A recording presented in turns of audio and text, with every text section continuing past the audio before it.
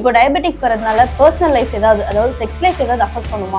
நான் சொன்ன மாதிரி ரத்த நாளங்கள்ல வர பிரச்சனை எந்த உறுப்பு வேணா பாதிக்கலாம் இல்லையா? அப்ப வந்து பாத்தீங்கன்னா அந்த ஆண்மை குறைபாடு அதாவது எரெக்டைல் டிஸ்ஃபங்க்ஷன் அப்படின்னு சொல்றது. டயபெட்டிஸ் பேஷண்ட்ஸ் வந்து எந்த மாதிரி ஃபுட்டெல்லாம் வந்து டயட் மெயின்டைன் பண்ணி பார்த்துக்கலாம்? இந்த விஷயத்துல தான் நிறைய பேருக்கு வந்து ஒரு வகையான ஒரு குழப்பத்தன்மை, இது வந்து இந்த ஸ்டேஜில் எடுத்துக்கலாமா வேண்டாமா அப்படின்றது. இது ரொம்ப கிளீனா பிரிக்கலாம். இது வந்து இப்போ சாஸ் ஒன் ஆர்கன்ஸ் எல்லாமே நம்ம பேசிக்கா உயிர் வாழ்றதுக்கான ஒரு இம்பார்ட்டன்ட் ஆர்கன்ஸாக தான் இருக்கு. ஸோ அது எல்லாமே வந்துட்டு நீங்க போயிட்டு ஒரு டெஸ்ட் எடுத்து பார்த்தீங்கன்னா உங்களோட லைஃப்க்கு ரொம்ப யூஸ்ஃபுல்லா இருக்கும். இப்போ டயபெட்டிக்ஸ் வரதுனால பர்சனல் லைஃப் அதாவது செக்ஸ் லைஃப் ஏதாவது அஃபெக்ட் பண்ணுமா? இப்போ இது வந்து ஒரு நல்ல கேள்விதான். ஏன்னா எல்லாருக்கும் வர ஒரு காமனான கொஸ்டின், சரி எனக்கு டயபெட்டிஸ் இருக்குது, என்னுடைய இந்த தாம்பத்திய வாழ்க்கை ஏதாவது பிரச்சனை வருமா அப்படின்னு கேட்பாங்க. நான் சொன்ன மாதிரி ரத்த நாளங்கள்ல வர பிரச்சனை எந்த உறுப்பு வேணா பாதிக்கலாம் இல்லையா? அப்ப வந்து பாத்தீங்கன்னா அந்த ஆண்மை குறைபாடு அதாவது எரெக்டைல் டிஸ்ஃபங்க்ஷன் அப்படின்னு சொல்றது காமனா வரும். ஏன்னா டயபெட்டிஸ் வந்துட்டா அது எல்லாருக்கும் நான் சொல்றது ஒண்ணு என்னன்னா, அந்த சர்க்கரை அளவு அதிகமாகத்தான் உங்களுடைய அந்த பிரச்சனைகள் ஜாஸ்தியா போகும். எல்லாமே பாத்தீங்கன்னா அது வந்து ரிவர்சிபிள்னு சொல்லுவாங்க. அப்படின்னு என்ன அர்த்தம்னா, சர்க்கரை அளவு உங்க கண்ட்ரோல் ரேஞ்சை விட்டு அதிகமாக உங்க உடம்புல இருக்கிற பிரச்சனைகள், அதுல பாத்தீங்கன்னா இந்த ஆண்மை குறைபாடும் ஒரு முக்கியமான காரணம். அதாவது எரெக்டைல் டிஸ்ஃபங்க்ஷன் சொல்லுவாங்க. எனக்கு அது அந்த டைம்ல எனக்கு வந்து சரியா அது வேலை செய்ய மாட்டுது அப்படின்னு சொல்லுவாங்க. இதுக்கு காரணம் பாத்தீங்கன்னா நம்பர் 1, டயபெட்டிஸ் வந்து கண்ட்ரோல் இல்லாம இருக்கிறதுக்கு காரணம். அப்ப ஃபர்ஸ்ட் செய்ய வேண்டியது, இந்த ஒரு பிரச்சனைக்கு மட்டும் இல்லை, எந்த பிரச்சனைக்குமே டயபெட்டிஸை கண்ட்ரோல் பண்ணனாதான் நம்மளுக்கு அந்த பர்டிகுலர் ஆர்கன் டேமேஜ் ரிவர்ஸ் ஆகும் அப்படின்ட்டு. நெக்ஸ்ட் வந்து stress, anxiety, depression, sad. the sad will make you always sad. Stress, anxiety, depression, இது மூணுத்தையும் வந்து நம்ம கரெக்டா ஹேண்டில் பண்ணி, ஸ்ட்ரெஸ் இருக்குதா, ஸ்ட்ரெஸ்ஸை நம்ம பேலன்ஸ் பண்ணி கொண்டு போகணும். ரிலாக்ஸேஷன் டெக்னிக்ஸ் நிறைய இருக்குது, யோகா, மெடிடேஷன், அது மாதிரி இருக்குது, அது நம்ம ஃபாலோ பண்ணணும். ஃப்ரீக்வெண்ட் ரெஸ்ட் எடுக்கணும், அது மாதிரி பண்ணணும். சரிங்களா? ஸோ சம்மர் டைம் எடுத்தால ரொம்ப ஹாட் இதுல சம்மர்ல வெளியில போகாம கொஞ்சம் ரிலாக்ஸ்டா, அது மாதிரி ஒரு வகை பேலன்ஸ். அதுக்கப்புறம் அடிக்குவேட் ஹைட்ரேஷன் சொல்லுவாங்க, அது நீர் சத்து நம்ம அதிகமா எடுத்துக்கலாம். ஸோ இது எல்லாமே வந்து ஒரு additional factor. But basic factor வந்து பாத்தீங்கன்னா டயபெட்டிஸை வந்து ஃபர்ஸ்ட் நம்ம கண்ட்ரோல்ல வச்சிருக்கணும். கண்ட்ரோல்ல வச்சுட்டு நான் சொன்ன மாதிரி இந்த விஷயங்கள்லாம் நம்ம ப்ராப்பரா ஹேண்டில் பண்ணணும். அதாவது ஸ்ட்ரெஸ், ஆங்ஸைட்டி, டிப்ரெஷன். ஸ்ட்ரெஸ் மன சோர்வு, ஆங்ஸைட்டி பரபரப்புன்னு இருக்கிறது, அதுக்கப்புறம் டிப்ரெஷன்னா ரொம்ப மனசு உடஞ்ச மாதிரி இருக்கிறது. இது மூணையும் எடுத்து வச்சுட்டு ரிலாக்ஸேஷன் டெக்னிக்ஸை ஃபாலோ பண்ணிட்டு டயபெட்டிஸை கண்ட்ரோல் பண்ணிட்டு சில தேவையான சத்து மாத்திரைகள், சில மாத்திரைகளா இருக்குது, அதை போட்டுட்டா நம்ம இந்த விஷயத்துல இருந்து நம்ம தானா வெளியே வந்துடலாம். இப்போ இது வரைக்கும் நம்ம பார்த்துட்டு இருந்ததாமே ஒரு நார்மல் ஹியூமன்ஸ்க்கான ஒரு கொஷின்ஸ் எல்லாம் நம்ம பார்த்து ஒரு கிளாரிஃபை கொடுத்தாரு. இப்போ நம்ம பார்க்க போறது வந்து ஒரு பிரெக்னன்சி ஹியூமன். இப்போ பிரெக்னன்சி உமனுக்கு வந்துட்டு ஒரு சுகர் அஃபெக்ட் ஆச்சு அப்படின்னா அவங்களுக்கு வந்துட்டு எதனால அஃபெக்ட் ஆகுது, அது எப்படி நம்ம வந்துட்டு தடுக்கலாம், இது பிரெக்னெண்டா இருக்கிறப்ப சுகர் அஃபெக்ட் ஆகுறதுனால பேபிக்கும் அஃபெக்ட் ஆகுமா அப்படின்ற கொஷின்ஸ்க்கெல்லாம் கொஞ்சம் கிளாரிஃபை கொடுங்க சார். இதுவும் வந்து ஒரு நல்ல கேள்விதான். ஏன்னா நான் சொன்ன மாதிரி டைப் 1, டைப் 2, வகை 1, வகை 2 தாண்டி ஜெஸ்டேஷனல் டயபெட்டிஸ் மெலிட்டஸ், அதாவது கர்ப்பகால சக்கரை நோய் அப்படின்னு சொல்லுவாங்க. இது வந்து கர்ப்பம் தணிக்கிற எல்லாருக்கும் இன்சிடென்ஸ் வந்து இப்போ ரொம்ப அதிகமா இருக்குது. இதை எப்படி நம்ம தெரிஞ்சுக்கிறது அப்படின்னு பாத்தீங்கன்னா, அதாவது 3 ட்ரைமெஸ்டரா பிரிப்போம். அதாவது 9 மாசத்துல first trimester, second trimester, third trimester. இதுல வந்து 24 வாரம் கடந்த பிறகு நான் சொன்ன மாதிரி சுகர் டெஸ்ட் எடுத்து பரிசோதனை பண்ணி பார்க்கணும். ஏன்னா இந்த செகண்ட் ட்ரைமெஸ்டர்ல தான் வந்து இந்த ஹார்மோன்கள் இம்பேலன்ஸ் ஆகிறது, இந்த காரணங்கள் தான். ஏன்னா உடம்புல இந்த ஹார்மோன் இருக்கு இல்லைங்களா, இந்த ஹார்மோனோட லெவல் வந்து கொஞ்சம் second trimester, third trimester, pregnancy டைம்ல கொஞ்சம் அதோட லெவல்ல மாற ஆரம்பிக்கும். இது ஒரு காரணம். ரெண்டாவது, நம்ம வந்து ஃபுட் இன்டேக் வந்து பாத்தீங்கன்னா சில பேர் ஒரே மாதிரி எடுப்பாங்க. நம்ம மாசமா இருக்காங்க, இவங்களுக்கு அதிகமா ஸ்வீட் கொடுக்கணும், இவங்களுக்கு அதிகமா பண்ணணும் அப்படின்னு சொல்லுவாங்க. So sudden change of food style, life style, உடம்புல வந்து ஒரு வகையான அழுத்தங்கள் இதெல்லாம் வரும்போது ஹார்மோன் இம்பேலன்ஸ் இது வரும்போது வரும். இது எப்படி தெரிஞ்சுக்கிறது அப்படின்னு பாத்தீங்கன்னா 24 வீக்ஸ் 24 வாரம் கடந்த உள்ளது செகண்ட் ட்ரைமெஸ்டர்ல நம்ம சுகர் டெஸ்ட் எடுத்து பார்க்கணும்.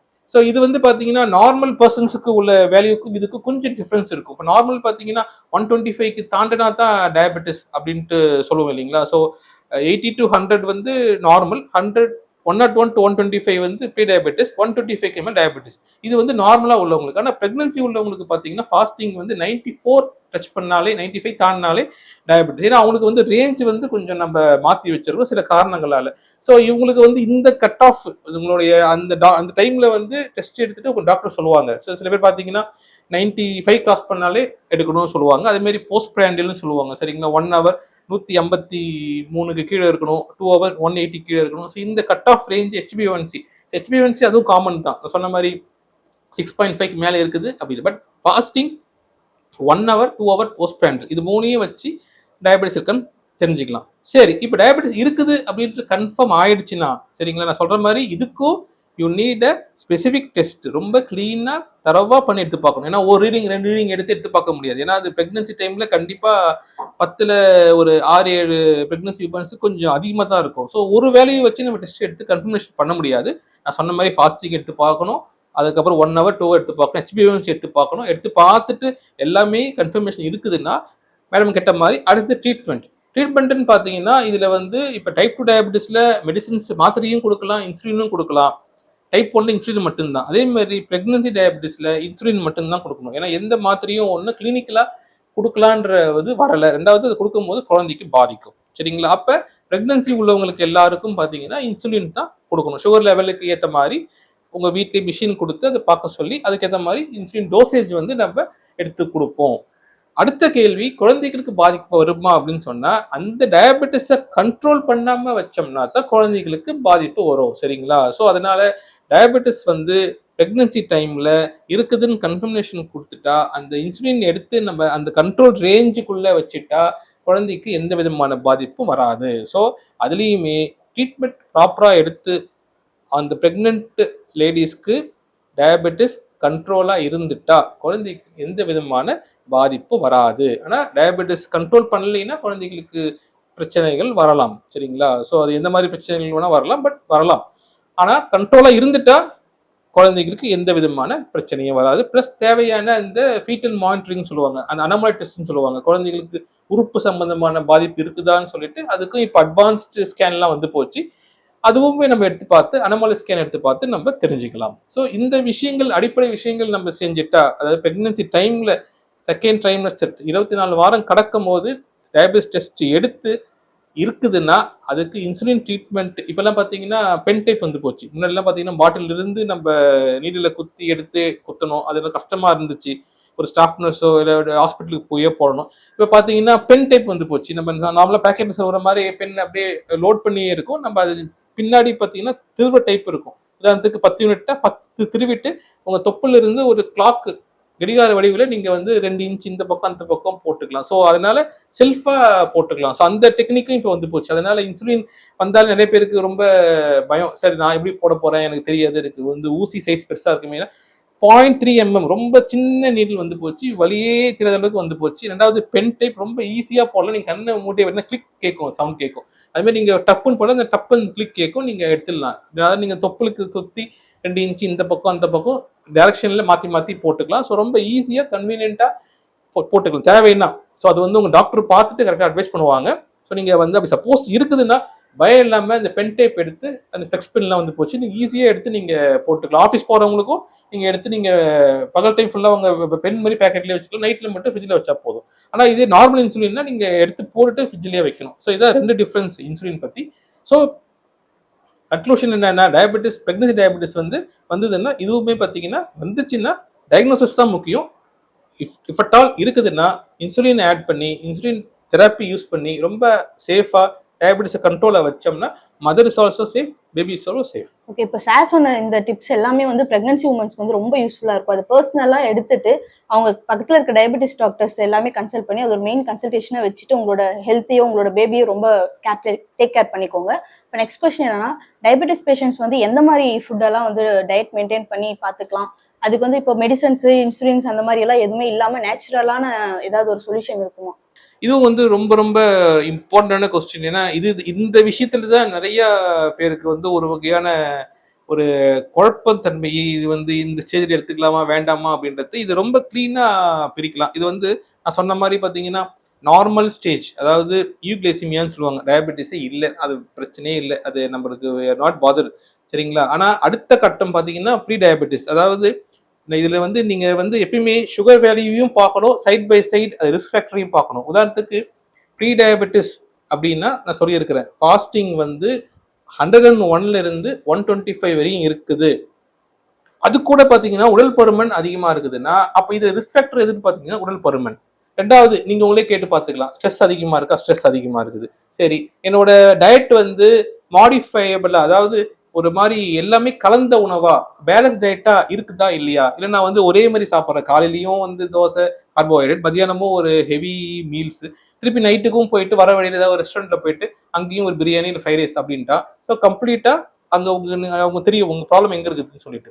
ஸோ இந்த விஷயத்துல நான் சொல்றது ப்ரீ டயபெட்டிஸ் பிளஸ் உங்களுடைய லைஃப் ஸ்டைல் ரிஸ்பெக்டை நீங்க கணக்கு பண்ணி, ப்ரீ டயபெட்டிஸ்ல வந்து நீங்க எந்த விதமான மெடிசனும் நீங்க போகவே தேவையில்லை. ஃபாஸ்டிங் வந்து 125 வரைக்குமே நீங்க எந்த மெடிசனுக்கும் போக தேவையில்லை. உங்களுடைய ஃபர்ஸ்ட் அந்த ரெக்டிஃபையபிள், அந்த மாடிஃபையபிள் காஸ், அதாவது இந்த விஷயத்த செஞ்சா உங்க விஷயம், உங்க சுகர் லெவல் கண்டிப்பா நார்மலா போயிடும்.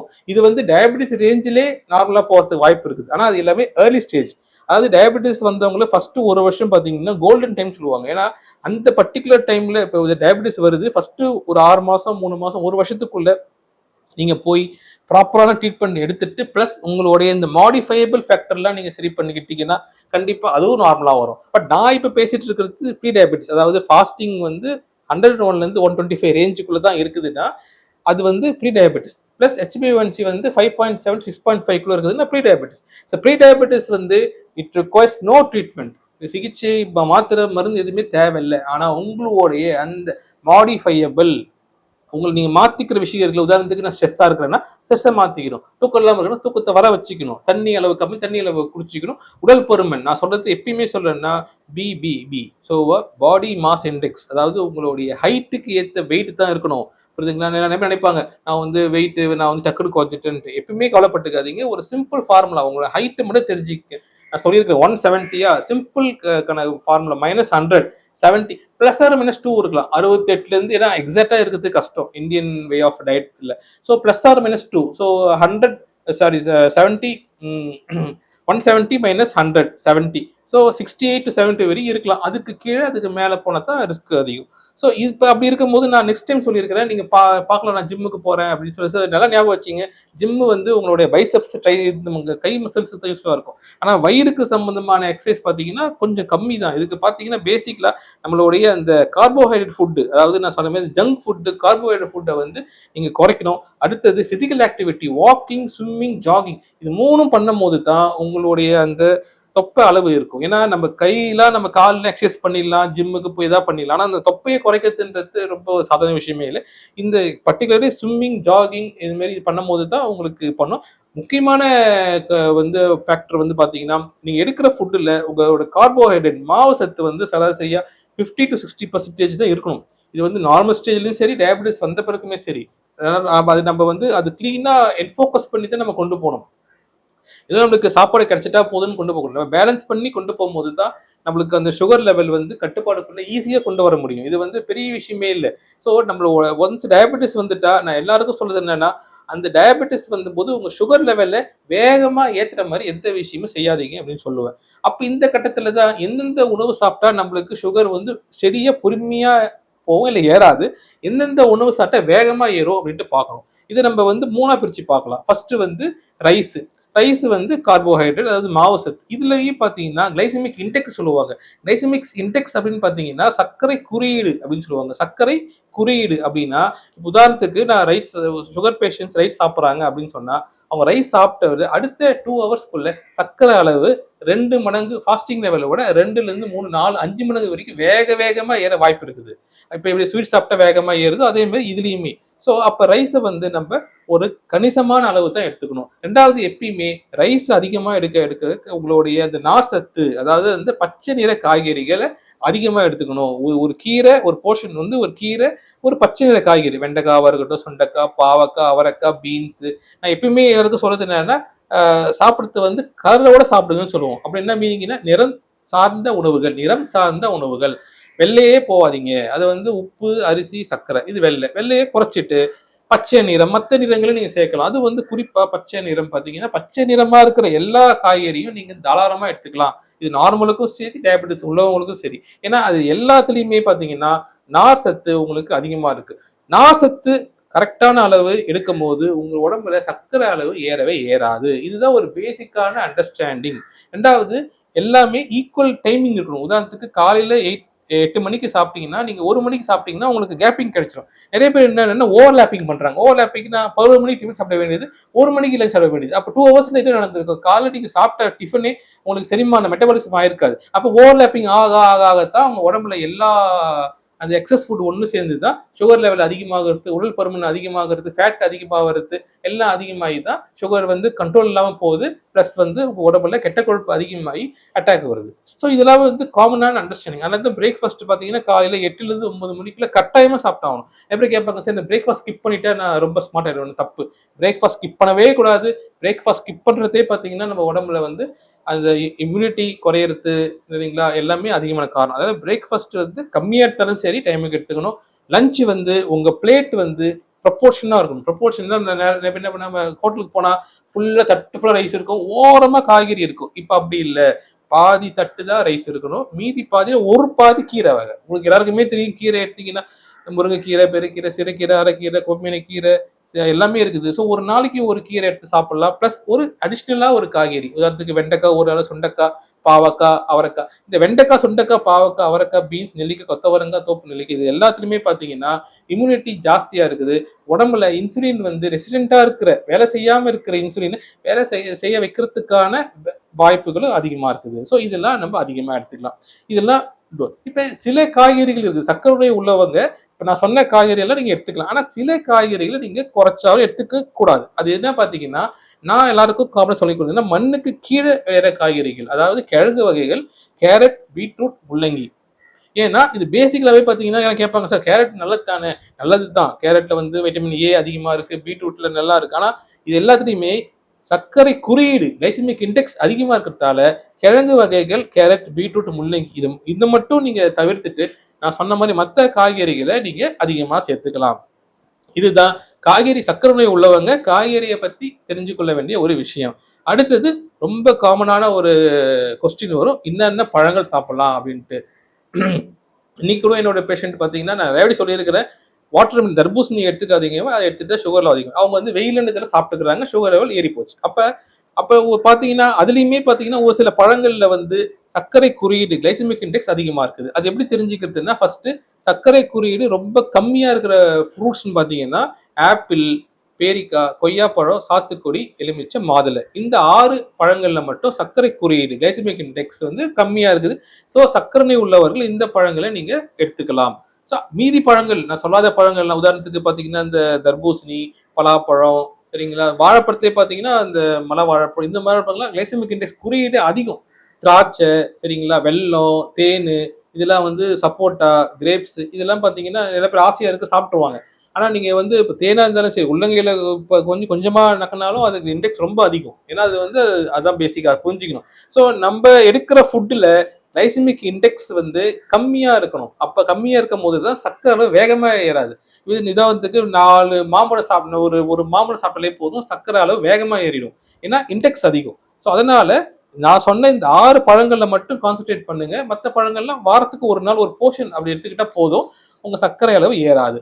அடுத்தது காலையில ரைஸ், மதியானம் ரைஸ், டிஃபன் அப்படி சாப்பிட்டாச்சு. ஸோ நான் சொன்ன அந்த 50% ஆஃப் கார்போஹைட்ரேட், 50% மாவு சத்து முடிஞ்சு போச்சு.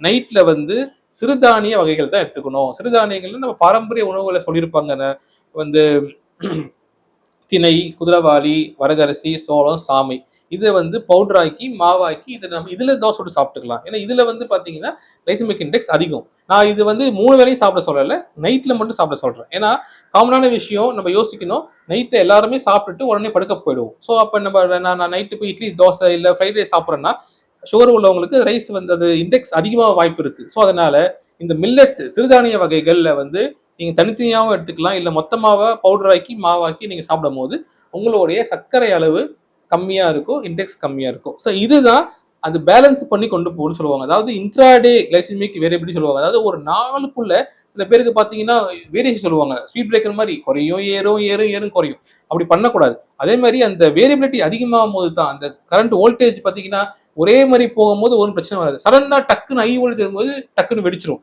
அதே மாதிரி தான் உடல் உறுப்புகளும் அப்படிதான். சுகருக்கு வந்து சுகர் வந்த பிறகு ஒரு லெவல்ல மீறினா கொண்டு போகணும். உதாரணத்துக்கு ஃபாஸ்டிங் 80 போஸ்ட் பிராண்டில் வந்து கொஞ்சம் ஒரு 140 160 போகலாம். அதுக்காக ஃபாஸ்டிங் 18 100 இருந்துட்டு போஸ்ட் பிராண்டில் 300 400னா அந்த டிஃபரன்ஸ் நீங்களே பாத்துங்களேன். 100 எங்க இருக்கு, 400 எங்க போகுது. 2 ஹவர்ஸ்ல அவ்வளவு ஏறும் போது உடம்புல வந்து செட் ஆகும் இல்லைங்களா அந்த சுகருக்கு ஏற்ற மாதிரி. ஸோ அந்த செட்டிங்ஸ் மாறும் போது தான், அந்த வேரியபிலிட்டி வரும்போது தான் உடல் உறுப்புகள் பாதிப்பு அதிகமாக வருது. ஸோ இப்போ நான் சொன்ன உணவுகள்லாம் நீங்க இந்த மாதிரி விஷயத்துல இந்த மாதிரி ப்ரப்போர்ஷன்ல நீங்க எடுத்தீங்கன்னா இந்த மாதிரியான வேகமா ஸ்பைக்னு சொல்லுவாங்க. ஸ்பைக்னா என்ன, அப்படியே டக்குன்னு தூக்குறது. அந்த ஸ்பைக்ஸ் அது தூக்காம அந்த போஸ்ட் பிராண்ட் ஸ்பைக், அதாவது ஃபாஸ்டிங்ல ஒரு லெவல்லாம் வச்சிருப்பாங்க, டக்குன்னு 100ல இருந்து 300 400 போகும். அந்த ஸ்பைக் போகாம அது பார்த்துக்கணும்னா இந்த மாதிரி உணவுகளை நீங்க சூஸ் பண்ணி சாப்பிட்டா மட்டும்தான் இந்த ஸ்பைக்ஸ் போகாது. ஸோ இப்போ நான் வந்து உங்களுக்கு எவிடன்ஸ் பேஸ்டு, ஸோ இந்த உணவுகள்லாம் குறியீடு சர்க்கரை குறியீடை வச்சு தான் நம்ம வந்து இதை சாப்பிடுங்க, இதை கம்மியே பண்ணி சாப்பிடுங்க, இது அதிகமாக சாப்பிடுங்க அப்படின்ட்டு சொல்றோம். Okay sir. இப்போ நீங்க சொன்ன இந்த டிப்ஸ் எல்லாம் வந்து கொஞ்சம் ரொம்ப யூஸ்ஃபுல்லான ஒரு டிப்ஸா இருக்கும். நெக்ஸ்ட் வந்து இப்போ ட்ரீட்மெண்ட் பத்தி நம்ம பார்த்தோம் அப்படின்னா, இப்போ இன்சுலின் எடுத்துக்கிறாங்க. அந்த இன்சுலின் வந்துட்டு எடுத்துக்கிறது வந்து சர்டைன் ஏஜ் வரைக்கும் எடுத்துக்கணுமா, இல்ல அது லைஃப் லாங் எடுத்துக்கணுமா அப்படின்ற ஒரு சில டவுட்ஸ் எல்லாம் வந்துட்டு நிறையவே இருக்கு. அதை பத்தி கொஞ்சம் கிளாரிஃபிகேஷன் கொடுங்க. இப்போ இது வந்து ரொம்ப எனக்கு கேட்டிங்கன்னா இதுதான் முக்கியமான கேள்வி. ஏன்னா டயபெட்டிஸ் வந்தவொடனே தெரிஞ்சு போகுது, டெஸ்ட் எடுத்துட்டு டயபெட்டிஸ் இருக்குது, இல்லை சுகர் வந்து எனக்கு 300 400 இருக்குது சார் அப்படின்ட்டு வந்துடுறாங்க. இப்போ எல்லாருக்கும் அடுத்த ஒரு கேள்வி என்னன்னா, குறிப்பா இந்த இங்கிலீஷ் மெடிசன், அந்த அலோபதின்னு சொல்லுவோம் இல்லைங்களா, அது இந்த அலோபதி சார்ந்த மாத்திரைகளை இல்லை இன்சுலினை வந்து எடுத்துக்கலாமா, அப்படி எடுத்துக்கணும்னா நம்ம தொடர்ந்து எடுத்துக்கிட்டா ஏதாவது சைட் எஃபெக்ட் வருமா? இது எனக்குமே பார்த்தீங்கன்னா சராசரியா 10 பேர் வந்தாங்கன்னா ஒரு 4-5 பேர் இது கேட்டுடுறாங்க, சார் இங்கிலீஷ் மெடிசன் நீங்க கொடுக்குறீங்க, நான் கேள்விப்பட்டேன், எனக்கு சொன்னாங்க, இல்லை நான் இதில் பார்த்தேன் எனக்கு சைட் எஃபெக்ட் வரும் அப்படின்றது. நான் சொன்ன மாதிரி இங்கிலீஷ் மெடிசன் எல்லாமே பார்த்தீங்கன்னா எவிடன்ஸ் பேஸ்ட். எவிடன்ஸ் பேஸ்டுனா லட்சக்கணக்கில் டெஸ்ட் பண்ணி பார்த்துட்டு அதுக்கப்புறம் ஸ்டேஜ் 4 வரைக்கும் தாண்டிட்டு அதுக்கப்புறம் தான் மார்க்கெட்ல வருது. ரெண்டாவது பார்த்தீங்கன்னா உங்களுக்கு அந்த பீரியாடிக் ஃபாலோஅப் இருக்கணும். உதாரணத்துக்கு இப்போ ஒரு டைம் ஃபர்ஸ்ட் டைம் என்கிட்ட ஒரு பேஷண்ட் வராங்கன்னா அவங்களுக்கு உதாரணத்துக்கு அந்த HbA1c லெவலுக்கு ஏற்ற மாதிரி தான் நான் அவங்களுக்கு மெடிசன் மட்டும் போதுமா இல்லை இன்சுலின் வேணுமான்னு முடிவு பண்ணுவேன். ரெண்டாவது ஒரு அர்ஜென்ட் சுச்சுவேஷன், உதாரணத்துக்கு நாளைக்கு கண் ஆப்ரேஷன் பண்ண போறாங்க, இல்லை ஹார்ட் அட்டாக் வந்துட்டு, இல்லை எதனா பல் எடுக்கணும், இல்லை வேற ஏதாவது ஆக்சிடென்ட் ஆயிடுச்சு ஆப்ரேஷன் பண்ணணும்னா அவங்களுக்கு சுகர் வந்து ஒரே நாள்ல இல்லைன்னா ஒரு 3-4 ஹவர்ஸ்ல குறையணும்னா மாத்திரையால வாய்ப்பு இல்லை. ஏன்னா மாத்திரை மினிமம் பார்த்தீங்கன்னா ஒரு 2-3 டேஸ் எடுத்துக்கணும் வேலை செய்யறதுக்கு. ஆனால் இன்சுலின்னா நீங்க போட்ட அடுத்த 10 நிமிஷத்துல வேலை செய்யற இன்சுலின்லாம் வந்து போச்சு. அது மாதிரி ஸ்பெஷல் சுச்சுவேஷன்ஸ்ல வரும்போது இன்சுலின் கட்டாயமா எடுத்துக்கலாம். அதுவே நீங்க டிஸ்சார்ஜ் ஆகி வீட்டுக்கு போகும்போது மாத்திரையை மாத்திக்கலாம். ஸோ டைப் 2 டயபிட்டிஸை பொறுத்த வரைக்கும் ஃபர்ஸ்ட் சாய்ஸ் வந்து நான் சொன்ன மாதிரி எடுத்த உடனே மாத்திரையே இல்லை, இன்சுலின் இல்லை. ஃபர்ஸ்ட் சாய்ஸ் வந்து லைஃப் ஸ்டைல் மாடிஃபிகேஷன், LSM சொல்லுவாங்க. அதாவது லைஃப் ஸ்டைல்னா நான் சொன்ன மாதிரி உடல் உழைப்பு இல்லையா, உடல் உழைப்பை கொடுங்க. உடல் பருமன் அதிகமா இருக்கா, உடல் பருமனை குறைங்க. நான் சொன்ன மாதிரி இப்போ நிறைய டேட்டா வந்து போச்சு. உடல் பருமனை நம்ம நார்மல் ரேஞ்ச் அதுக்காக நம்ம ரொம்ப குறைக்க வேண்டாம். அது BMI பார்த்தீங்கன்னா 23க்குள்ள 18 to 23 இந்த ரேஞ்சில் வந்துதான் அதுக்கு வந்து ஹெல்த்தி BMIன்னு சொல்றாங்க. அதாவது எந்த விதமான பிரச்சனையும் வராது.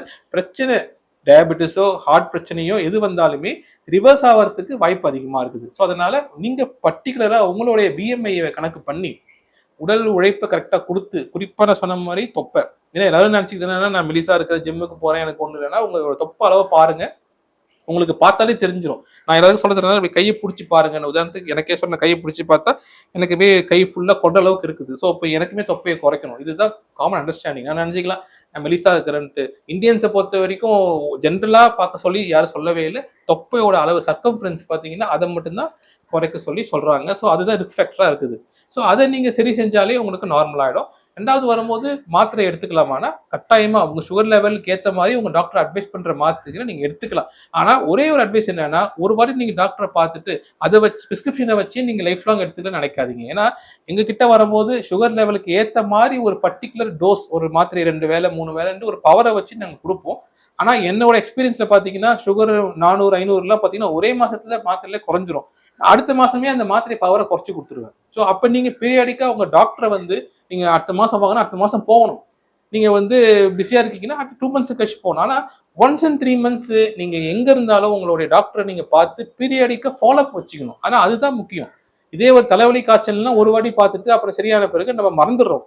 ஆனா இது டயபெட்டிஸை பொறுத்த வரைக்கும் அப்படி இல்லை. உங்க டாக்டர் கூட நீங்க வந்து கரெக்டாக அட்டாச்மெண்ட்டா இருக்கணும். அதாவது உங்க டாக்டர் சொல்றதை நீங்க உங்களுக்கானதா எடுத்து நீங்க ஃபாலோ பண்ணணும். ஏன்னா இப்பயும் சொல்றேன், டயபெட்டிஸ் ட்ரீட்மெண்ட் வந்து டயபெட்டிஸ்க்கான அந்த நம்பர்ஸ் நீங்க பார்க்க நம்பர்ஸ் எனக்கு 200 சார் 300 சார் நம்பருக்காக இல்லை, உங்க உடல் உறுப்புகள் பாதிப்பு வராம இருக்கிறதுக்கான வைத்தியம், பாதிப்புகள் வந்ததுன்னா அது ஆரம்ப காலத்திலே கண்டுபிடிச்சு சரி செய்யற வைத்தியம். அப்ப அந்த மாத்திரை அளவுமே முடிவு பண்ண வேண்டியது டாக்டர் இல்ல, நீங்க தான். ஏன்னா நீங்க கரெக்டான அந்த டயட்டு, பிசிக்கல் ஆக்டிவிட்டி, எக்ஸசைஸ் இதெல்லாம் கண்ட்ரோல் பண்ணீங்கன்னா 50% குறைஞ்சிரும். உதாரணத்துக்கு ஃபாஸ்டிங் 250 இருக்குது, 200 இருக்குன்னா அது வந்து 50% என்ன கிட்டத்தட்ட 50ல இருந்து 60 வரைக்கும் நீங்களே குறைச்சிடலாம்.